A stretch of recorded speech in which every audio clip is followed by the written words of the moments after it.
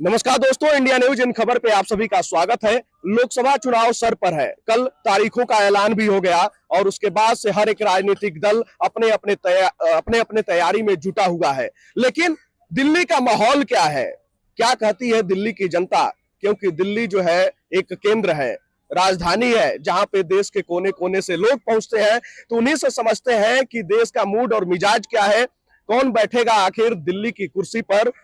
तारीखों का ऐलान भी हो गया है, चुनावी बिगुल फूका जा चुका है। क्या लगता है लोकसभा चुनाव 2024 किधर की तरफ जा रहा है? अब की बार मोदी सरकार अब की बार 400 पार, कोई गुंजाइश ही नहीं है, कोई सवाल नहीं है। और जनता का मूड और मिजाज, जैसे राजनीति का रंग और रूप बदलने जा रहा है, रंग भगवा और रूप भाजपा का। नीतीश कुमार जैसे संभल गए आ गए। काफी लोग भी न्याय यात्रा, भारत जोड़ो यात्रा, उसके बाद भी भाजपा, भारत जोड़ो के बाद भाजपा जोड़ो कर दिया कांग्रेसियों ने। तो जनता का मूड मिजाज अभी भगवा और भाजपा का मय हो चुका है, राममय हो चुका है। आने वाले टाइम में भारत जिस तरफ समृद्धि और आर्थिक तरक्कियों पे, और मोदी जी जितनी योजनाएं छोटे से छोटे, बड़े से बड़े वर्ग को ध्यान पे मद्देनजर रखते हुए लाए हैं, तो भारत की जनता, उनका मिजाज भी, भारत की जनता का मिजाज उस तरफ है जिस नेता इस देश की आवाम का दुख दर्द समझते हैं, जो राष्ट्र सेवी है, समाज सेवी। तो कह रहे हैं कि ये लोग दुख दर्द समझ ही नहीं रही है। बेरोजगारी, महंगाई चरम पर है, रोजगार जो है नहीं।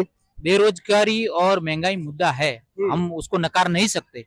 लेकिन जो आर्थिक तरक्कियों पे मोदी जी और इंटरनेशनल फलक पे, अंतरराष्ट्रीय इंटरनेशनल लेवल पे जो भारत को प्रेजेंट किया है, और अपने तिरंगे की आन बान शान के लिए मोदी जी ने जो काम किया है वो सराहनीय है। और भारत के इतिहास में उन्होंने जो ऐतिहासिक फैसले लिए वो भी सराहनीय है। मोदी है तो मुमकिन है, मैं तो बोलता हूँ मोदी है तो सब कुछ मुमकिन है। हर हर मोदी, घर घर मोदी, विश्व पर मोदी। दुख आपने कहा दुख दर्द नहीं समझ रहे हैं भाई। दुख दर्द, तुम जो इतने 55 साल राज किया कांग्रेस ने, तुमने दुख दर्द समझा था जनता का?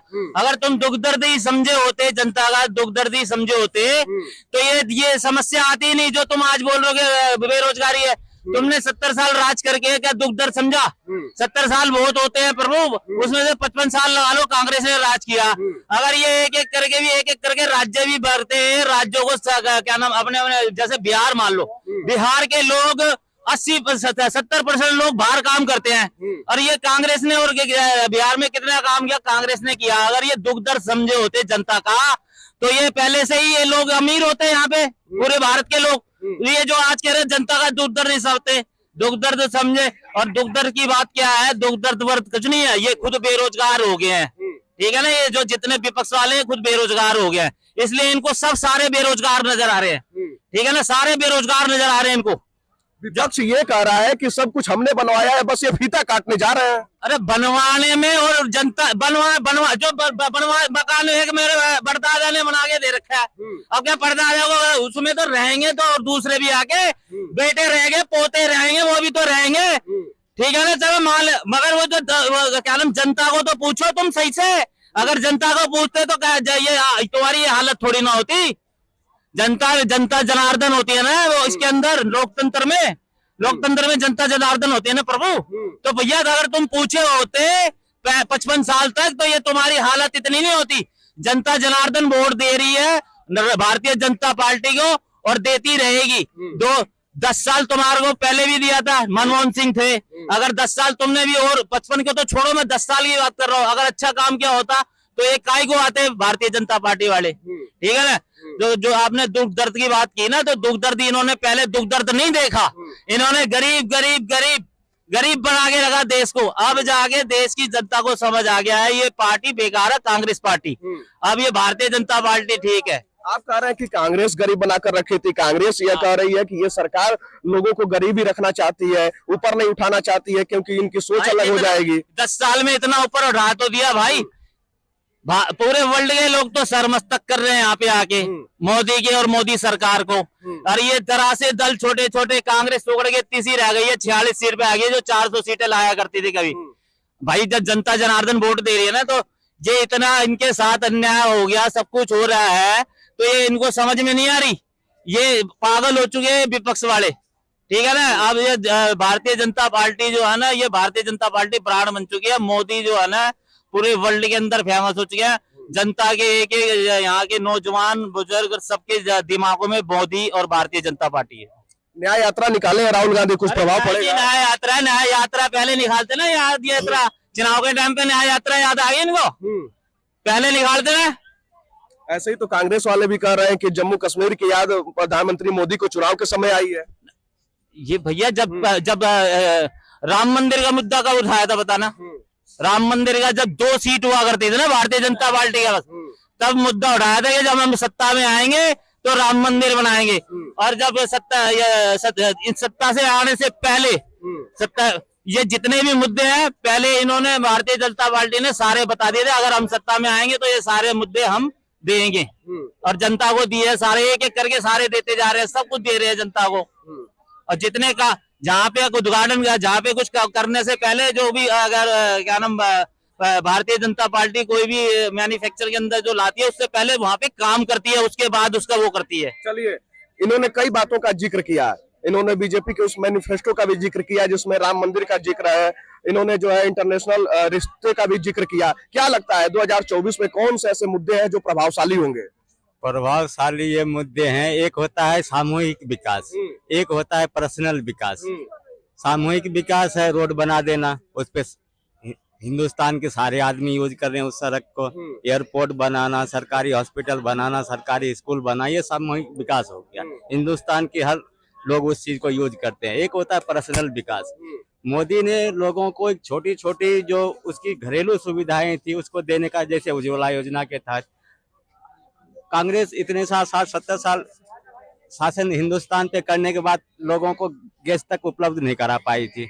जो मोदी सरकार ने आके लोगों को गैस उपलब्ध कराया, जो आंखों की धुआं से आंखें लोगों की, औरतें की जल्दी खराब हो जाती तो उसको बंद हुआ, उसकी आंखें खराब होने से। उसके पास पैसे लगते, आंखें जल्दी खराब होती उस पैसे लगते, लेकिन उसको गैस सिलेंडर देकर उसकी घर की जो स्टैंडर्ड को भी। कांग्रेस तो इसको कह रही है कि ये लॉलीपॉप है, 300 का सिलेंडर 1200 में मिल रहा है, उज्ज्वला योजना के नाम पे ठगा जा रहा है। देखो, मोदी जी ने एक नारा दिया था, कांग्रेस मुक्त भारत, दिल्ली मुक्त, डेंगू मुक्त दिल्ली। ऐसे आप मुक्त दिल्ली होने वाला है। जो मोदी जी बोलते हैं वो करते हैं। मोदी वोट बैंक कन्वर्जन के सबसे बड़े जादूगर हैं, राजनीति के चाणक्य हैं, विश्व गुरु हैं, युग पुरुष है, और पूरे विश्व में जो अपने देश का नाम ऊपर किया है। हर एक हिंदुस्तान 56 इंच का छाती सीना चौड़ के बोल सकता है मैं हिंदुस्तानी हूँ, भले वो अमेरिका में हो, यूए में हो, या यूरोप में हो, या अफ्रीका में हो। ये है मोदी का कमाल। मोदी मैजिक के आगे किसी का मैजिक नहीं चलने वाला, मोदी की गारंटी के आगे किसी और की गारंटी नहीं चलने वाली, क्योंकि मोदी की गारंटी के आगे सबकी गारंटी, रणनीति सब कुछ फेल हो जाता है। चलिए, ये अभी हम लोग जहाँ खड़े हैं ये नई दिल्ली लोकसभा क्षेत्र में आता है, और यहाँ से मीनाक्षी लेखी सांसद थी, और अब जो है बांसुरी स्वराज प्रत्याशी है बीजेपी की तरफ से, सोमनाथ भारती आम आदमी पार्टी की तरफ से है। इंडिया गठबंधन जो है उधर है, आम आदमी पार्टी कांग्रेस एक साथ चुनाव लड़ रही है। क्या यहाँ का माहौल है नई दिल्ली लोकसभा सीट का? देखो जी, नई दिल्ली लोकसभा सीट है ना, जो एक तरफा सीट हो गई है, बीजेपी जीतेगी, स्वराज बांसुरी जीतेगी। अच्छा। क्योंकि इसके अंदर क्या है, अब यहाँ से सोमनाथ चटर्जी को मिला, कांग्रेस के बंदों को टिकट नहीं मिलेगा, है ना। अब मान लो आप मेहनत कर रहे हो यहाँ पे कांग्रेस के उम्मीदवारी के लिए इतने टाइम से, जब आपको टिकट नहीं मिलेगा तो आप क्या सोमनाथ को वोट देंगे? आप कांग्रेस वाले यहाँ पे नहीं देंगे ना। आप बताइए।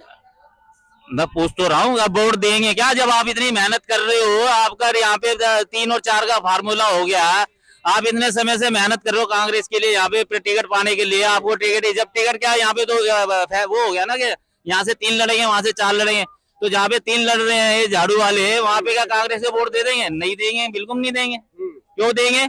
अगर वो जीत जाएगा तो फिर इनकी बारी कैसे आएगी कांग्रेस वालों की आगे? तो यही तो आम आदमी पार्टी है, यही तो अरविंद केजरीवाल है जो कहते थे कि जो है ये फार्मूला जो है ना बेकार है जी। अगर सारे सातों पे सात अलग अलग लड़ते तो ये फार्मूला बेकार होता है, कोई नहीं देता वोट ऐसे।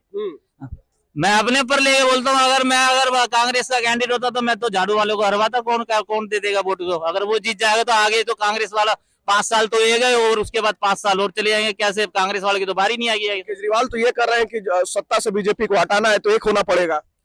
ये फार्मूला एक हो जाए या सारे एक हो जाए, ठीक है ना। विपक्ष कितना इकट्ठा हो रहा है, अब ये धीरे धीरे टूट तो गए हैं कितने सारे। ममता बनर्जी ने अपने पूरे 42 के 42 करने जा रही है, वहां पे भी तो गठबंधन में थी, क्यों अभी सारे टूटते जा रहे हैं? तो ये बेकार है, ये पहले से ही जो टूट जाए ना तो भारत को क्या संभालेंगे? जो चीज पहले ही टूट जाए उसको आगे क्या जोड़ेंगे? ये सबसे बड़ी बात है। क्या लगता है 2024 का चुनाव किधर जा रहा है? एक तरफा जा रहा मोदी जी की तरफ 400 प्लस के साथ में। कैसे? क्योंकि जितने भी मोस्टली हिंदी भाषी हैं वो तो टोटल 95% मोदी जी के पक्ष में जा रहा है एक तरफा। तो 95% को हम एक तरफा ही कहेंगे, जहां 95% 95% वोट भाजपा को मिल रही है, तो उनका कहाँ उसे वो होगा? 95% सीट बीजेपी को ही आनी है हिंदी भाषी क्षेत्रों में, और पूर्वोत्तर भारत में भी यही हालत है।